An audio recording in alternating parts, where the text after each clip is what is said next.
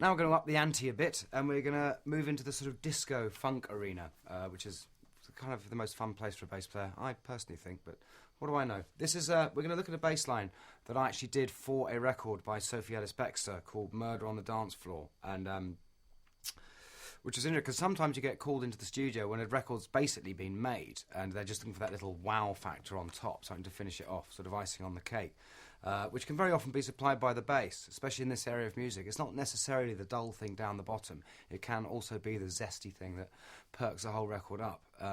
So it was my job to kind of come up with a sort of bubbly and interesting bass line. And of course, with the wonders of modern recording technology, I only had to get it right once. But so I'm going to show you this riff here, which might be a little challenging at first, because we're coming across a couple of new things. We're in a simple riff-based formula, and we're playing something that's within a box. We're in the key of A flat or G sharp, and we're basically using this box. And for the first time, we're using passing notes.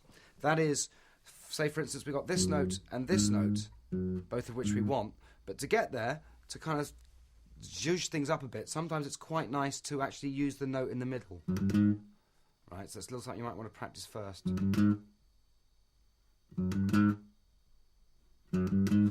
Okay, so now I'm going to show you the basic riff over one chord. And we're going to do that and then we'll practice it, and then once you've got that we can put it into context. So it basically goes...